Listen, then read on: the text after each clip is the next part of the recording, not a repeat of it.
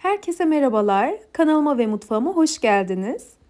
Bugün sizlere çok pratik bir şekilde hazırlayabileceğiniz ve lezzetine doyamayacağınız nefis mayasız poğaça tarifiyle geldim.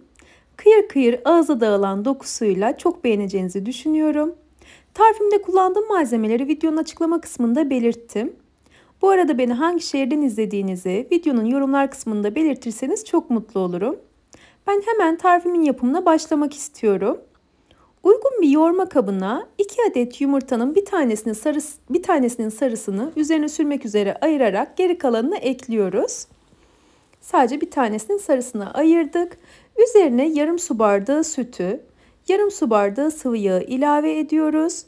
Diğer tarafta 125 gram kadar tereyağı ya da margarini eritelim ve ılık hale gelsin. Tamamen sıcakken eklemeyelim bu aşamada. Daha öncesinde eritelim yani. Tereyağını da ekledikten sonra üzerine 1 tatlı kaşığı kadar tuzu ekliyorum ve tüm bu malzemeleri güzelce karıştırıyorum.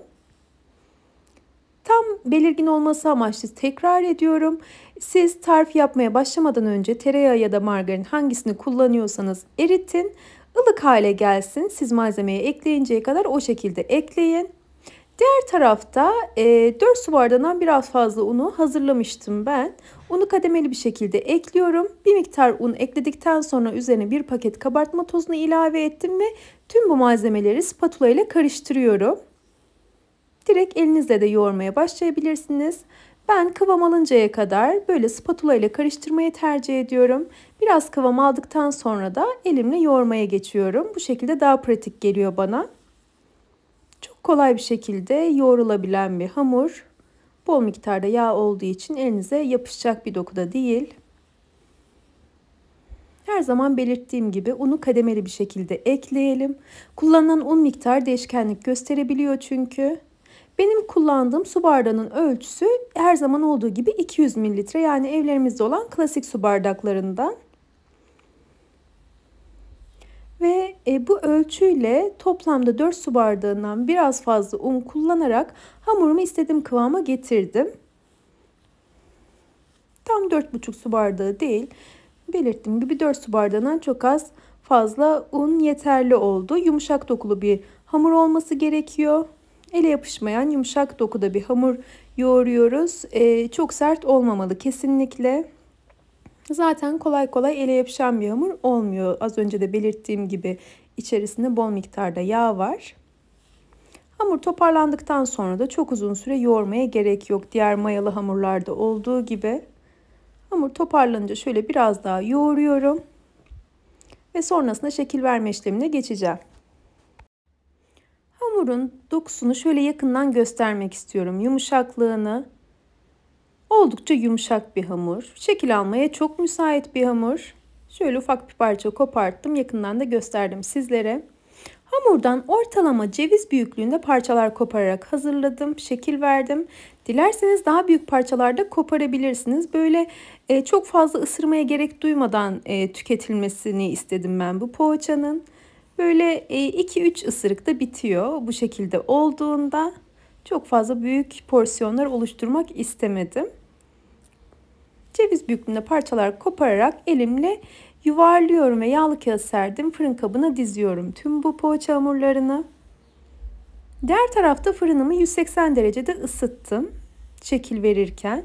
Önceden ısıtmış olduğum 180 derecelik fırında poğaçalarımı pişiriyorum.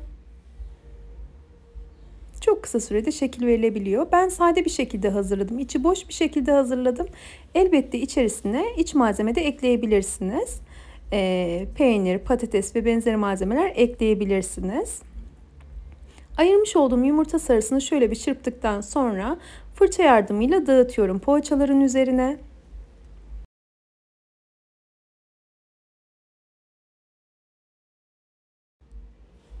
Yumurtayı da dağıttıktan sonra üzerine son olarak ben susam ve çörek otu ilave ettim. Sade bir şekilde de fırına verebilirsiniz, fakat ben susam ve çörek otunu bu tarz tariflere çok yakıştırıyorum. Haşhaş da ilave edebilirsiniz. Böyle kurabiye dokusunda bir poğaça oluyor zaten. Kıyır kıyır ağızda dağılan bir dokuda oluyor. Birazdan tadım kısmına geçtiğinde sizler de fark edeceksiniz. Onun için ben böyle kıyır kıyır olan şeylere özellikle haşhaşı çok yakıştırıyorum. Haşhaş da kullanabilirsiniz. kurabiye lezzetinde olduğu için. Son olarak şimdi çörek otunu da azar azar ilave ettikten sonra fırına göndereceğim poğaçaları.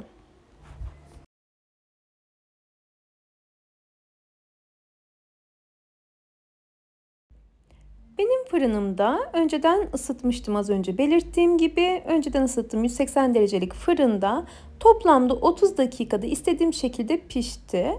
Alt üst ayarda pişiriyoruz poğaçaları. Çok güzel bir şekilde pişti poğaçalarım. Sıcağı çıktıktan sonra servis tabağına alıyorum. Biraz dinlendirdim. Şimdi servis tabağına alarak sizlere iç dokusunu da göstereceğim.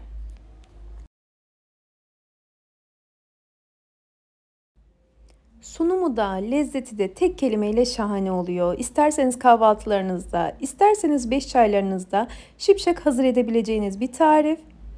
Şöyle dağılan yapısını, dağılan dokusunu da sizlere yakından göstermek istiyorum. Elimle birazcık parçalıyorum bu aşamada.